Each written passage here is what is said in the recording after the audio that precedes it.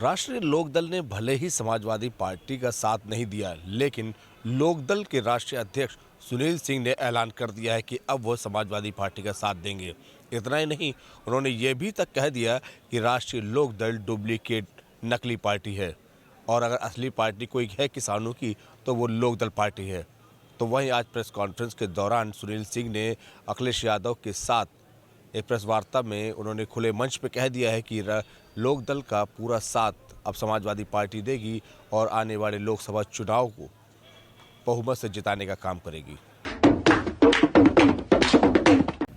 आज देश का जो 2024 का चुनाव है, ये लोकतंत्र बचाने का, जैसा कि अखिलेश जी कहते हैं, संविधान बचाने का आखिरी चुनाव है, संविधान मंथन का चुनाव है और लोकतंत्र बचाने का एक ऐसा चुनाव है जिसमें आज देश बहुत बड़ी विषम परिस्थितियों से गुजर रहा है। ऐसे में जब ऐसी विषम परिस्थिति हो, जब जिस तरह चुनाव आयुक्तों की नियुक्ति 140 सांसदों को बाहर फेंककर चुनाव आयोग की नियुक्ति करी गई हो, कानून बनाया गया हो और चुनाव से ठीक पहले चुनाव आयुक्त बनाए जा रहे हों, आज देश में जब ऐसी परिस्थितियां हों कि इंडिया गठबंधन जो बना, जो देश का एक बहुत बड़ा गठबंधन था और जिसमें जब वो हुआ, दबाव पड़ा, तो चाहे नीतीश जी बिहार से गए, लेकिन उत्तर प्रदेश में उससे बड़ी बात हुई कि हमारे अखिलेश जी के द्वारा बनाए गए एक राष्ट्रीय लोकदल, जो एक डुप्लीकेट हम कहते हैं लोकदल पार्टी थी। लोकदल, ये जो लोकदल जिसकी हम बात कर रहे हैं वो पार्टी है जो स्वर्गीय चौधरी चरण सिंह जी ने बनाई थी वर्ष 1980 में, और जिसमें इस देश के सभी नेता, माननीय मुलायम सिंह यादव जी उत्तर प्रदेश में, हमारे पिताजी राजेंद्र सिंह जी, हरियाणा में देवीलाल जी, बिहार में कर्पूरी ठाकुर साहब जिन्हें आज भारत रत्न दिया गया, ये सभी इसी लोकदल से निकले और पूरे के पूरे देश में किसानों की बात लोकदल करता था, माननीय मुलायम सिंह जी और अन्य सभी नेताओं के साथ मिलकर। लोकदल से मिलती जुलती एक पार्टी बनाई, राष्ट्रीय लोकदल। उन्होंने, कुछ झगड़ा था कल्पनाथ राय जी का, अजीत सिंह जी जो जैन जी के पिताजी हैं, उनका चुनाव आयोग में केस चला।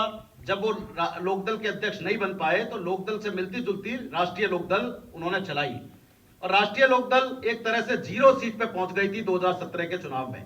जो एक विधायक जीते थे वो भी भाजपा में शामिल हो गए थे। ऐसे समय में अखिलेश जी ने राष्ट्रीय लोकदल का साथ दिया, 0 सीट से लेकर 8 विधायक जिताए, एक बाद में उपचुनाव में 9वां विधायक जिताया और उससे भी बड़ी बात, मात्र 8 और 9 विधायक के ऊपर जैन चौधरी साहब को राज्यसभा भेजा और उसके बाद चुनाव से ठीक पहले वो भाजपा के छोड़ के, इसमें इंडिया गठबंधन को छोड़ के, अखिलेश जी का साथ छोड़ के भारतीय जनता पार्टी में चले गए। 7 सीट दे रहे थे आप, 7 सीटों की बात थी, वहां 2 सीटों पर चले गए। जो भी कोई मजबूरी रही हो वो अलग बात है।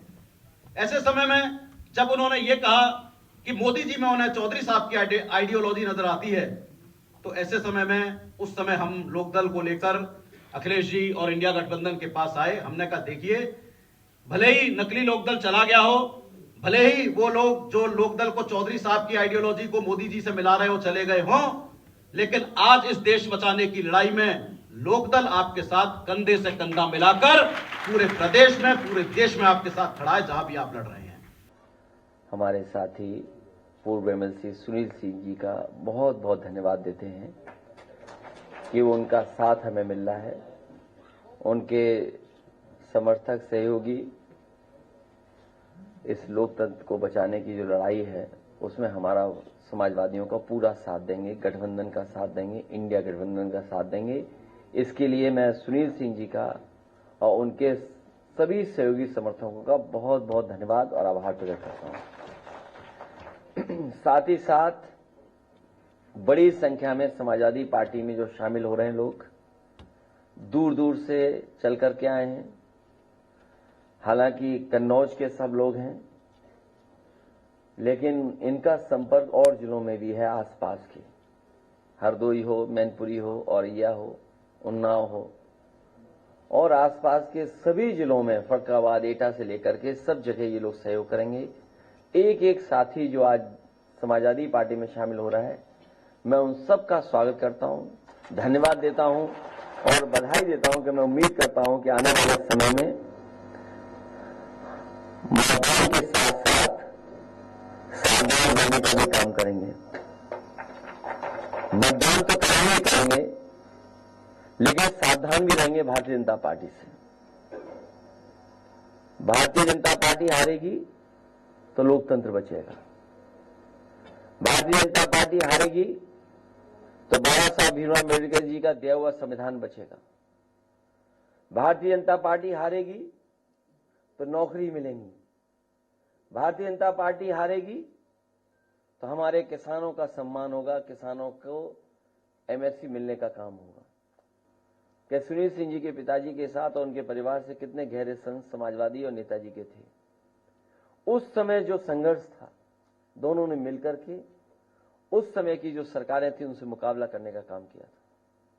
अभी जैसा कि बताया कि चौधरी साहब जी का भी बहुत साथ रहा। हमारे बगल में बैठे राजेंद्र चौधरी जी बता रहे थे कि दोनों लोग सुनील सिंह जी के पिताजी और वो एक साथ चुनाव लड़े थे 1974 में। और 1974 ऐसी गिनती है, उसी उम्र के हमारे चौधरी साहब हैं। तो कब 74 और कब 74 के हो गए, ये बहुत पुराना संबंध है। क्योंकि देश में किसानों को हक दिलाने के लिए चौधरी चरण सिंह जी से बड़ा नेता कोई नहीं रहा। अगर कोई सबसे पहले किसान और गरीब और मजदूर और गांव में रहने वालों की आवाज उठाने का काम किया, उनके हक और सम्मान के लिए संघर्ष करने का काम किया, तो वो चौधरी चरण सिंह जी। उन्हीं के रास्ते पे चलने का काम, उन्हीं के बताए हुए रास्ते पे चलने का काम हम सब लोग मिलकर के करेंगे। हमें उम्मीद है कि आने वाले समय में भारतीय जनता पार्टी का उत्तर प्रदेश से सफाया होगा। और कमाल तो तब हुआ जब वैक्सीन का प्रचार भारतीय जनता पार्टी कर रही थी। इस देश की भोली भाली जनता को पता ही नहीं था कि वैक्सीन वालों से भी ये चंदा ले लेंगे, वैक्सीन वालों से भी वसूल लेंगे पैसा। इकलौते ही हैं जो जिन्होंने वैक्सीन नहीं लगाई। अब तो नहीं बोल रही भारतीय जनता पार्टी की वैक्सीन लगवाओ, इसलिए नहीं बोल रहे क्योंकि उन्हें पता है कि देश की जनता जान गई है कि वैक्सीन वालों से भी इन्होंने पैसा वसूल लिया। वीडियो जर्नलिस्ट विशाल के साथ देवेंद्र प्रताप सिंह, प्रभात साक्षी न्यूज, लखनऊ। अगर आप भी लेना चाहते हैं देश दुनिया की तमाम जानकारी तो आज ही सब्सक्राइब करें हमारे चैनल को। साथ ही नीचे दिए बेल आइकन को जरूर दबाएं ताकि हर अपडेट आप तक पहुंच सके।